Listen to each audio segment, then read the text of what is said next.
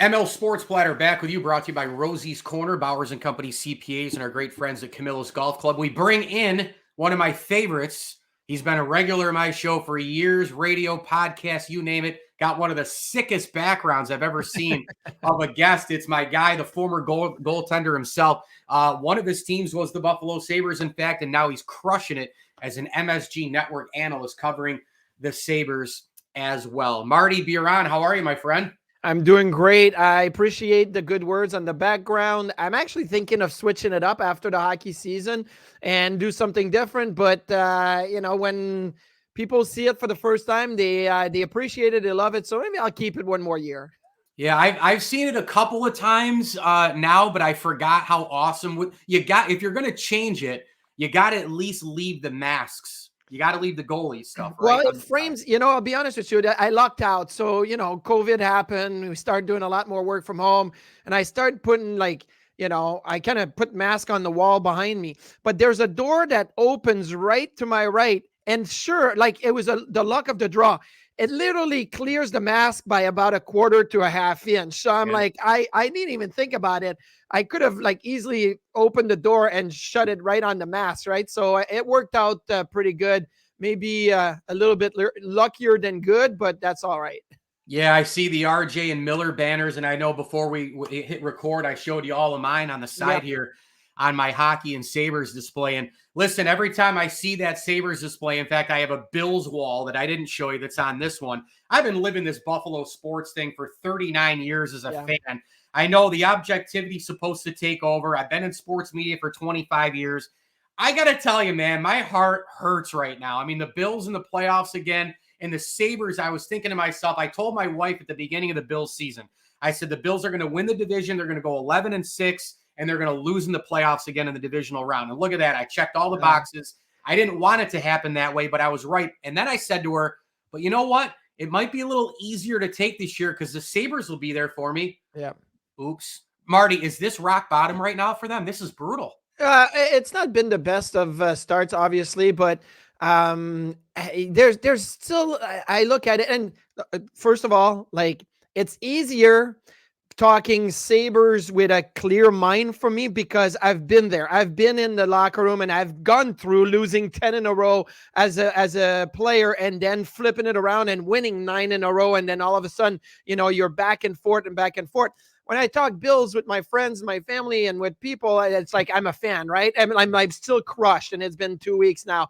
But yes, it's a different thing when I speak from my heart or when I speak from my head. When I talk about the Sabres, I can speak from my head just because I've been there, done that. I've had some highs, I've had some lows, and I can kind of evaluate it.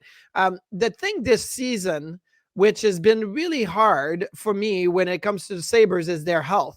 They've not been healthy. And, when you look at the career years that some of the players have had last year, the Tage Thompson and the Dylan Cousins and, those guys that had career, Alex Tuck, and then you start the season and you can tell that they're not 100% and they miss 9 games and they miss 5 games and they miss time and Jack Quinn's not there and your roster's not the way that you thought it was going to be.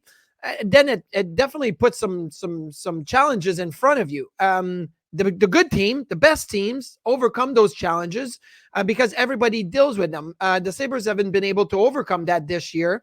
So that's where it's been tough because when they've been healthy and they've had, their full roster, they've been pretty good. Over the last little bit here, they're 6-4. Well, 6-4 is not fantastic, but you do that over a season, that's going to, it's winning 2 out of 3, and then 1 extra loss. You're going to get in the playoffs that way. 6-4 will get you in the playoffs. Going 5-5 and 3-7 is not over a 10-game span. So that's the problem with me, is that they haven't been healthy. And obviously it's affected the whole dynamic of the roster.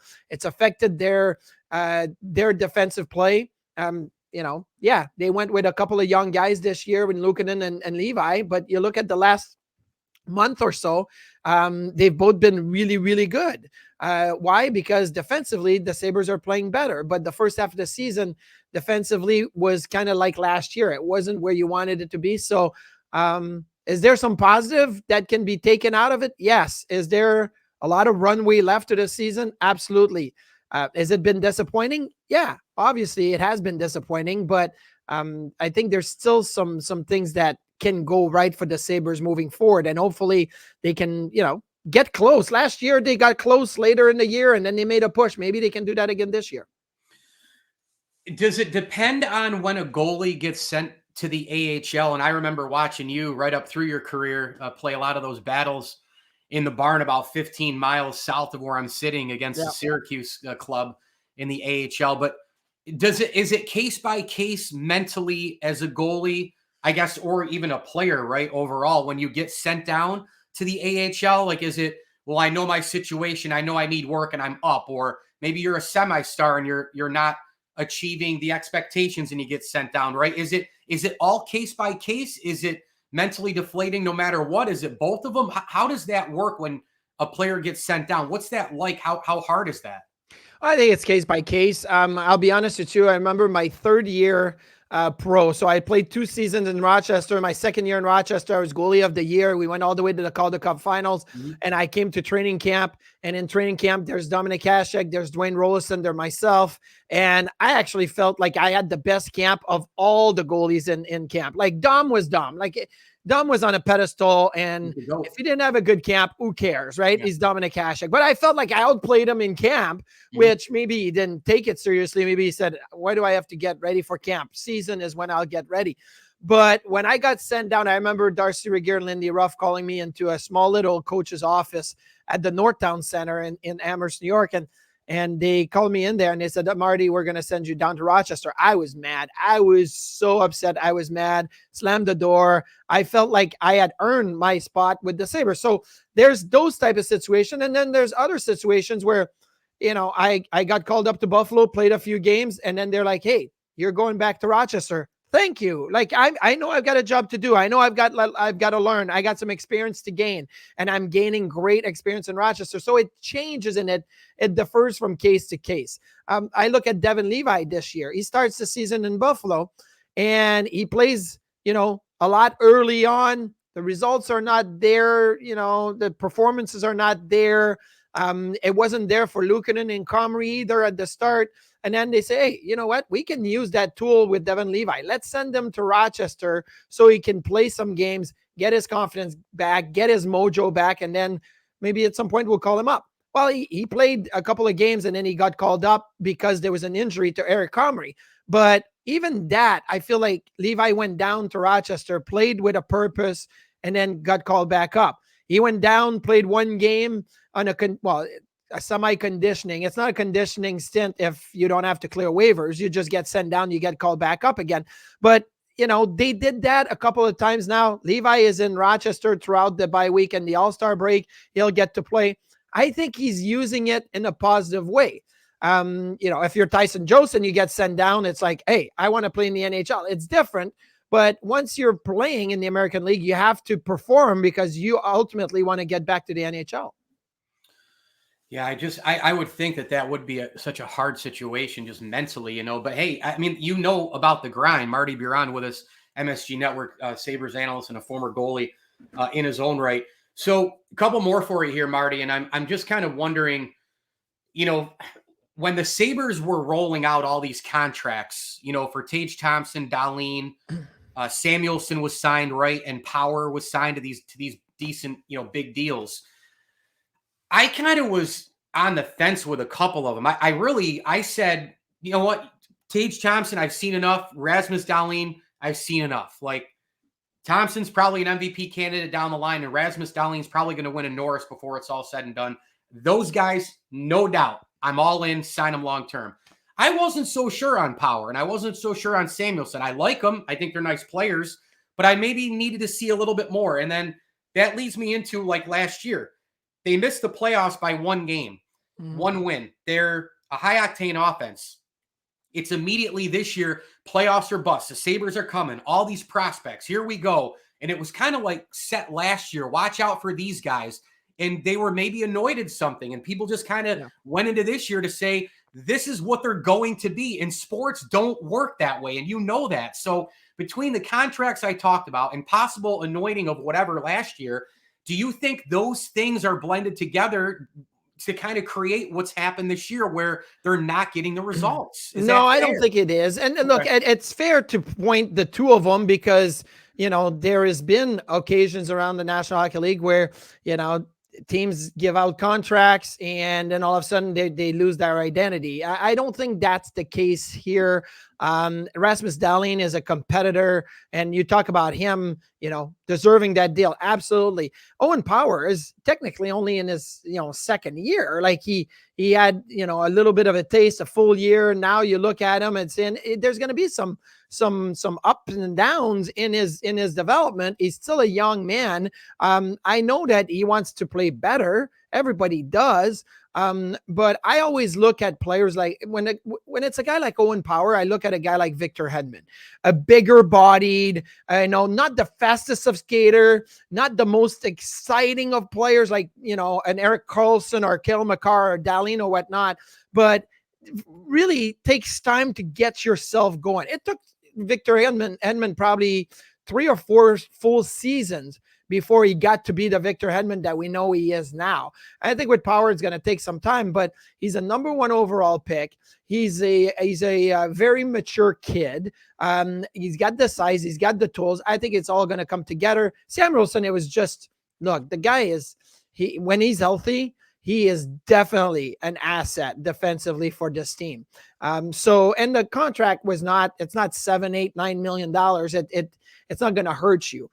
Same thing with Cousins. Cousins signs the big deal, but he doesn't have Jack Quinn with him along with Peterka for most of the season. And Cousins has been kind of underperforming, and he's trying. So I don't think the contracts are a reason behind all of this. I think for a lot of players, and we talk about a lot, like some guys only play well in their contract year, right? Their contract's about to run off. They play well and then they pack it in.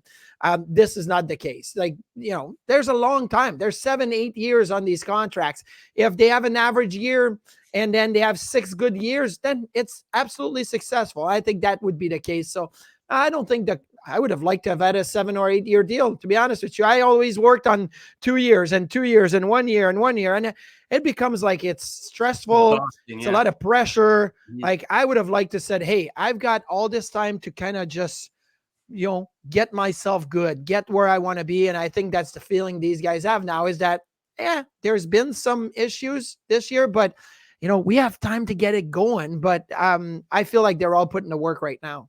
All right, that's fair. And Jack Quinn now out 8 weeks, which pretty much takes you. This is unfortunate. When you have a second-year player like Jack Quinn, we were on our way to Nashville last summer when we found out that he had the Achilles injury. He was going to miss probably the first half of the year. He came back. The timeline was right. He came back right after Christmas. He's made an immediate impact, not just at 5-on-5 with Cousins and Peterka, but I think on the power play, which the power play struggled a lot this year. Maybe Quinn would have been able to help even more on the power play, and now he's out 8 weeks. This is unfortunate. It's just you feel for those guys that have had to deal with those type of injuries. You feel for a Mattias Samuelsson who has missed some time. You feel for Tage Thompson who as a goal scorer, a stick handler, a guy with amazing skill set. He has a hand injury and then he has to wear some kind of a brace on his hand and he's playing at 75%, 70%. And then you start putting the pressure on yourself. I'm not producing. I'm not scoring. Power play is not good. I mean, that's stuff when you're dealing with those type of injuries. All right. I've held you. I just had one quick question. Oh, no, go for it. In the final minute I have, it's a non-Sabres question. I mean, you played from 1995 to 2013. I believe you've been retired for a decade already. I'm not trying to make you, feel old. I feel old too, but man, time goes so fast. But you played in an era where, you saw Wayne Gretzky still, right? And you saw Mario Lemieux, and you've seen some of the all-timers in this game. You've seen Hasek, you've seen Patrick Waugh, Marty Brodeur. I could go on and on and on. Mm-hmm. There's this guy, Connor McDavid, playing hockey right now. Yeah. That is the face of the sport, and he's the prototype for the sport. Size, speed, skill, youth. And I also, by the way, think that hockey's never been better than it is right now. I got to tell you, Marty, I've never seen anything like him. He is unbelievable. when you watch him play, by the way, we still have Crosby and Ovechkin, and Crosby right now is in the thick of the MVP race at 36 years old. But when you watch McDavid play hockey, what do you see? Oh, I mean, speed, explosiveness. I remember I was working with the Erie Otters half a year, and that was Connor McDavid's last season in the OHL. Chris Knobloch was now the head coach in Edmonton, and Jay McKee was an assistant coach. So they called me and they said, "We need help with our goalies. Would you come and just kind of, send them the right direction?" And I was kind of their goalie consultant, goalie coach for half a season, but I watched Connor McDavid in practice, Dylan Strome in practice, Alex DeBrincat in practice. I watched all these guys, and McDavid, I had never seen anybody practice and play at such a rate of speed. I'm like, I've played with some really good NHL players in my career, the Briere and the Drurys and all those guys. But I never seen anybody go that fast in practice. And he's never slowing down. He's always going to be explosive. He's always going to have the speed. Now, funny enough, you mentioned, Connor McDavid maybe being the best player on the planet right now. I get it. But I also do some freelance work around, the NHL, and I work with TSN. We just came up with our TSN top 25 players right now, halfway in the regular season. And Connor McDavid was second on our top 25 list. Can I guess who's first? You can definitely guess who's first, and I know you'll get it. Well, I mean, is it McKinnon? It's McKinnon. I mean, Nathan McKinnon is at this moment the best hockey player in the National Hockey League. Is Crosby, like if we did not at this moment, but who's the best hockey player in the world? McDavid is definitely number one. But at this moment, McKinnon is number one. Kucherov, I had Kucherov 2 and then McDavid 3 because, and you poll a bunch of people because I think that McDavid, unfortunately, was hurt earlier in the year and now he's coming on. At the end of the season, McDavid could definitely be number one again. I look at, you mentioned Crosby. I played against Mario Lemieux. Mario was late in his career, but he was imposing. He was intimidating. Yeah. Crosby, he's still doing it at 36 years old. And the thing with Crosby is he's not as intimidating and as imposing, but he's so darn smart. And he scored a goal the other day from the side of the net on a whacking the puck like it was like tennis, a two-hand backhand, right? And he put it in the net, and you're thinking, like, how does he do all of these things? That backhand pass to Jay Gensel the other day, right? Like it's not by accident. It's not by accident. He's just that good. Amazing. So I think Crosby still ended up like 10 or 11th on the list of top 25. Like, that's pretty impressive when you have Kel McCarr, Quinn Hughes, McDavid, McKinnon, Kucherov, you have Austin Matthews, you have Connor Hellebuck, you have all these guys, and Crosby's still a factor in this league. Like, that's pretty impressive. Yeah, it really is. MSG Network, Buffalo Sabres analyst Martin Biron, the former goalie. What a treat to have you again, Marty. It's been a while. You can get him on MSG Network the rest of the year covering the Sabres and the NHL on the national level. As well. Hey, good luck to you. If you're ever in upstate New York, lunch on me, all right? Well, yes, I drive through all the time because I go to Ottawa, see my kid a couple of times. He plays junior up there, but I know that we had a lot of snow here in Buffalo. I know you guys in what Robert Ashe used to call God's country because he's down in Utica. You guys have also felt the snow, lake effect snow over there. So stay safe and stay out of the white stuff. Yeah, we don't get as much as we used to, and we haven't gotten a lot at all this year. But again, just a little north of you guys, then they got Watertown got a lot, right? Yeah, exactly. So we'll, but don't worry, we still have a nice solid 3 months of winter left. So we'll definitely get it for sure. And I'm going to be texting you when we get 6 to 8 or more. I'll be like, never mind, it's here, it arrived. But hey, thanks so much for doing this. Keep up the great work. Thank you. Anytime.